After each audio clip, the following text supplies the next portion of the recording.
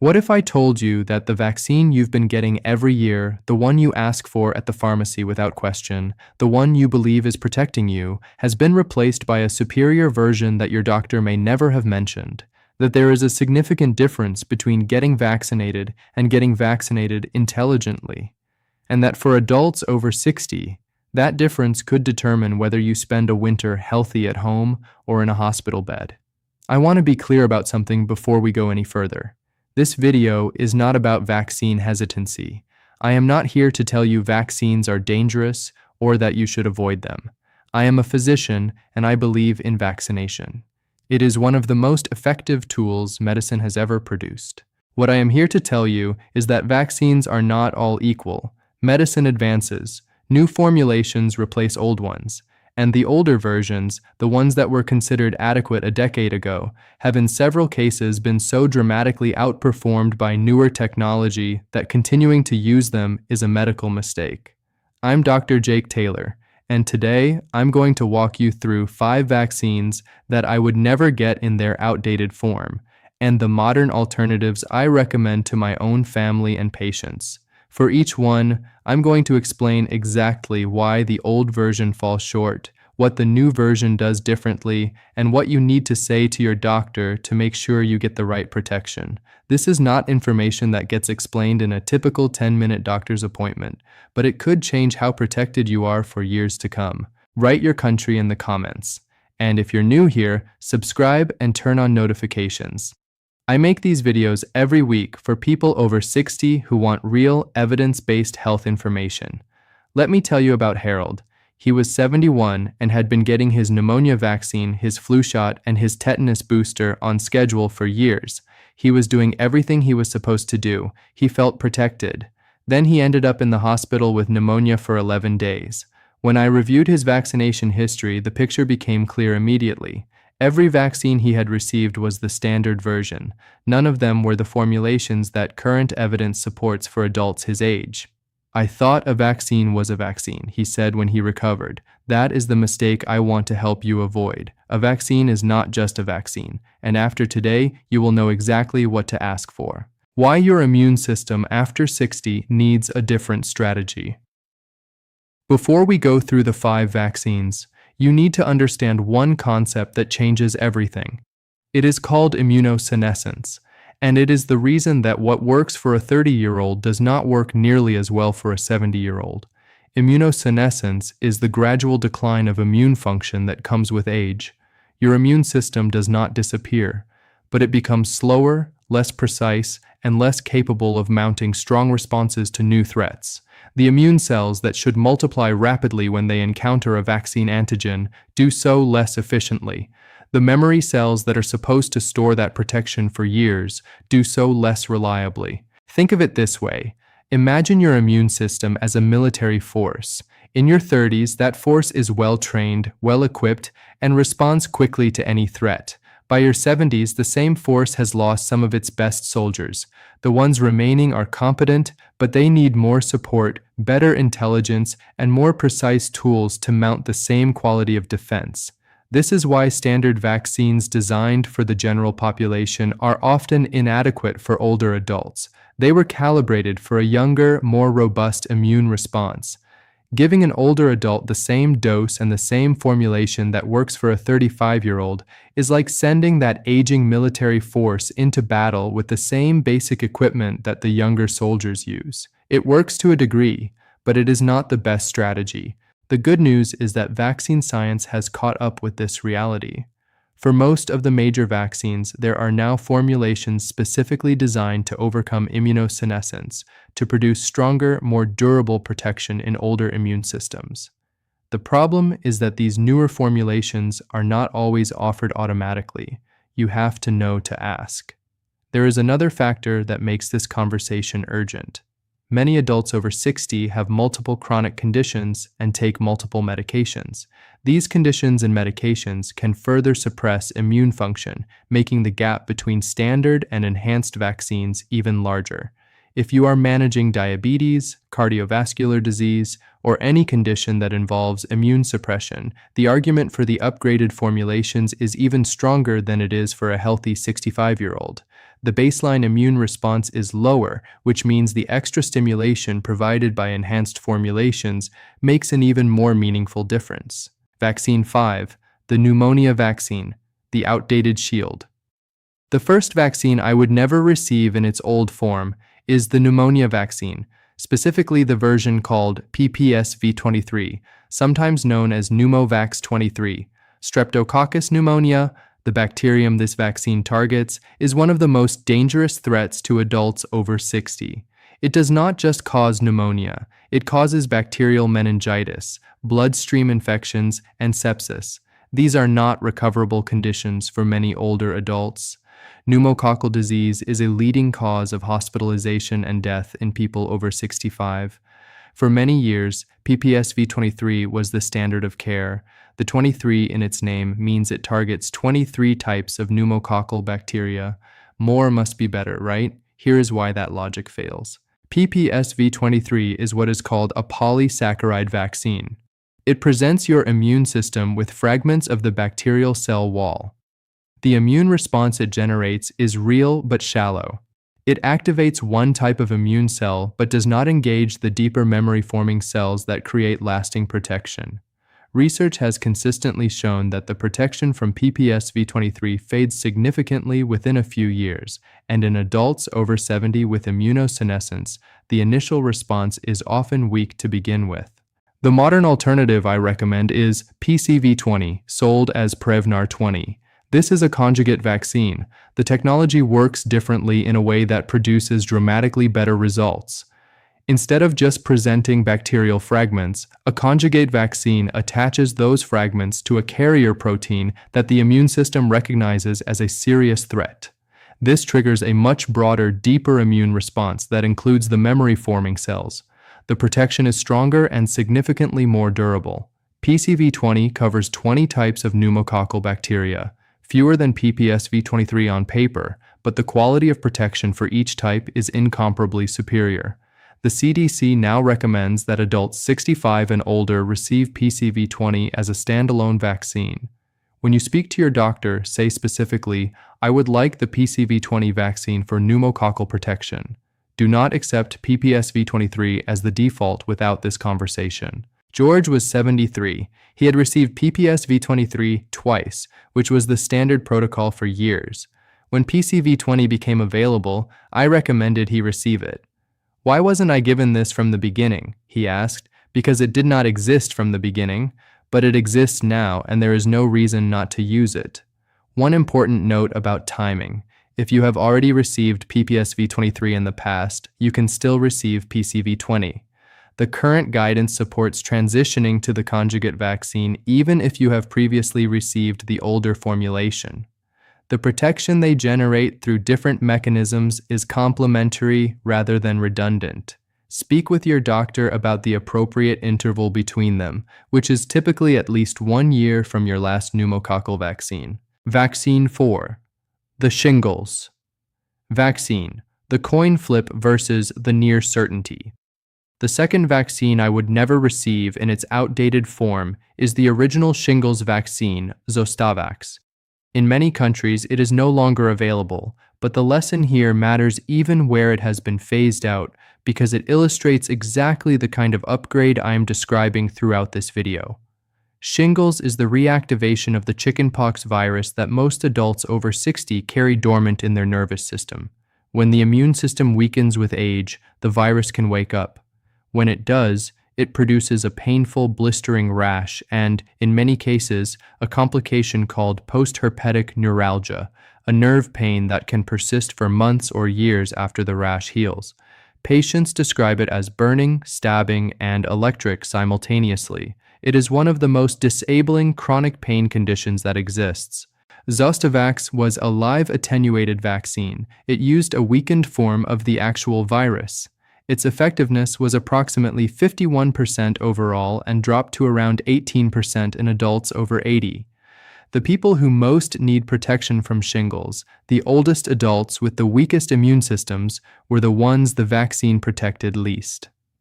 The modern alternative is Shingrix, and it represents one of the most significant advances in vaccine technology of the past 2 decades. Shingrix is a recombinant subunit vaccine with an adjuvant. The recombinant component means it uses only a specific protein from the virus, not the virus itself. It is impossible for Shingrix to cause shingles. The adjuvant is a compound that acts as an alarm signal for the immune system, producing a dramatically amplified response. The results are remarkable. Shingrix has greater than 90% effectiveness across all age groups, including adults over 80. Where Zostavax failed most, Shingrix performs best. It requires 2 doses, and the side effects, a sore arm and possible one-day fatigue, are signs of a strong immune activation. They are not concerning. They are the system working. If you received Zostavax in the past, the recommendation from every major health authority is clear. Get Shingrix anyway. The protection from Zostavax is insufficient. Shingrix is in a different category entirely. Margaret was 74 and had received Zostavax 8 years earlier. She believed she was protected. When I explained that Zostavax was no longer considered adequate and that its protection would have faded significantly over 8 years, she was genuinely alarmed. She received both doses of Shingrix over the following 6 months. At her next appointment, she said something that has stayed with me. "I've been walking around thinking I was protected when I wasn't. How many other people are in the same situation?" The honest answer is millions, and the only way to change that is conversations like this one. Vaccine 3. The flu vaccine. Standard versus superior. Every autumn, millions of adults line up for their flu shot. And for most of them, the standard dose vaccine is what they receive. For adults under 65 with healthy immune systems, the standard vaccine is adequate. For adults over 65, it is a missed opportunity. Influenza is not a bad cold. For older adults, it is a serious illness that leads to pneumonia, cardiovascular events, and death. Between 70 and 85% of seasonal flu deaths occur in people 65 and older. The stakes of getting inadequate protection are high. The standard dose flu vaccine generates a sufficient immune response in a young, healthy adult. In an older adult with immunosinescence, the same dose generates a weaker response. The protection is real, but lower than what that person needs. 2 better options have been developed specifically for adults over 65. The high-dose vaccine contains 4 times the antigen of a standard flu shot. More antigen means a stronger immune signal and a more robust response. Think of it as sending 4 battalions instead of 1 to mount the same defense. The adjuvanted vaccine takes a different approach. Rather than increasing the dose, it adds an adjuvant that amplifies the immune response to the standard antigen amount. The adjuvant acts as a force multiplier, producing stronger activation without requiring a larger quantity of the active ingredient. Both options have been demonstrated in clinical studies to produce superior protection compared to standard dose vaccines in adults over 65. The CDC specifically recommends that adults 65 and older receive one of these enhanced formulations as the preferred option. The conversation at your pharmacy or doctor's office should be direct. You are 65 or older. You want either the high-dose flu vaccine or the adjuvanted flu vaccine. Ask which one they carry. If they only have standard dose, ask whether they can access one of the enhanced options. You are entitled to the best available protection. Patricia was 68 and had been getting the standard flu vaccine for 20 years without question. After learning about the high-dose option, she switched. "I didn't even know there was a difference," she said. "Nobody ever offered me anything else. Nobody will offer it unless you ask." A study published in the New England Journal of Medicine found that the high-dose flu vaccine was 24% more effective at preventing flu illness in adults 65 and older compared to the standard dose. That is not a marginal improvement. That is the difference between getting sick and staying well for a meaningful proportion of older adults who receive it. 24% is not a statistic to dismiss. It represents thousands of hospitalizations prevented every flu season. Vaccine. 2. The tetanus booster, the incomplete shield. This one has an emotional dimension that goes beyond your own protection. It directly affects the most vulnerable members of your family, and it illustrates how a vaccine that seems complete can be missing a critical component. Most adults know they need a tetanus booster every 10 years. Tetanus is caused by a bacterial toxin that produces the characteristic muscle spasms. It is a genuine and serious threat. The standard booster that most adults receive is called T, which covers tetanus and diphtheria. Here is what TD does not cover: pertussis, whooping cough. The assumption most adults carry is that whooping cough is a childhood disease. It is not. Adults contract it regularly. In adults, it typically presents as a persistent, violent cough that can last for months and, in severe cases, can fracture ribs. But the reason this matters most for older adults is what happens when they carry pertussis around infants who have not yet completed their vaccination schedule. Newborns cannot receive the pertussis vaccine until they are 2 months old. In those first 2 months, they depend entirely on the protection of the people around them. An adult with a persistent cough who holds a newborn grandchild is potentially transmitting a disease that, in an infant, can cause respiratory failure, brain damage, and death. Infants cannot cough forcefully enough to clear their airways. They turn blue. They stop breathing. The modern alternative to T is Tdap. The addition covers tetanus, diphtheria, and a cellular pertussis. Current guidance recommends that every adult receive 1 dose of Tdap in their lifetime, and specifically that anyone who will be around a newborn receive it well before the baby arrives. At your next tetanus booster, ask specifically for Tdap rather than TD. Do it for yourself. Do it more importantly for every grandchild and infant in your life. The strategy of vaccinating adults around a newborn to protect that child before they can be vaccinated themselves is called cocooning. It creates a protective ring of immunity around the most vulnerable. Every adult who will be in regular contact with a new baby should be current on Tdap. This is not optional kindness. It is a medical responsibility. Grandparents, aunts, uncles, anyone who will hold that infant needs to have this conversation with their doctor before the baby arrives, not after. Vaccine 1. The COVID-19 vaccine. Never get an outdated formula. The 5th and final vaccine I would never receive in its outdated form is any version of the COVID-19 vaccine that does not reflect the currently circulating variants. COVID-19 is not going away. The virus continues to circulate, continues to mutate, and continues to pose a disproportionate risk to adults over 60.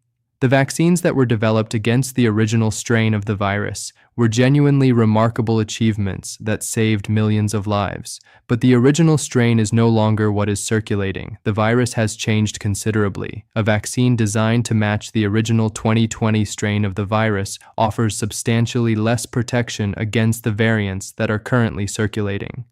The immune response it generates is real, but it is fighting a portrait of an enemy that has since changed its appearance. The protection is partial at best. The correct approach mirrors what we have done with the flu vaccine for decades. Every year, scientists analyze which strains are currently active and update the vaccine formula to match them. The updated COVID-19 boosters that are released each season are formulated against the currently dominant variants. This is not a different vaccine in terms of safety or mechanism. It is the same technology, updated to target the current threat. When you ask about your COVID-19 booster, ask specifically whether what is being offered is the updated formula for the current season. If the answer is that the clinic is still administering a version from a previous year, ask when they expect to have the current formulation available. Using an outdated COVID booster is like navigating with a map that is 2 years old. The roads have changed. The map will still get you somewhere, but you will miss things that matter. I want to address something directly, because I know this topic carries emotional weight for many people. Some adults over 60 have experienced what I call vaccine fatigue around COVID-19 specifically. They received 2 doses, then a booster, then another booster, and the goalposts seem to keep moving. That frustration is understandable, but the science behind seasonal updates is the same science that has made flu vaccination effective for decades. We update the flu vaccine every year because the flu virus changes every year. COVID-19 behaves similarly. Updating the formula is not evidence that the original vaccines failed. It is evidence that the surveillance and response systems are working as they should.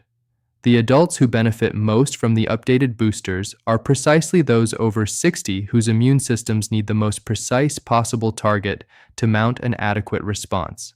Your vaccine checklist and what to tell your doctor. I want to leave you with something practical that you can use immediately. Before your next medical appointment or pharmacy visit, write down these 5 names.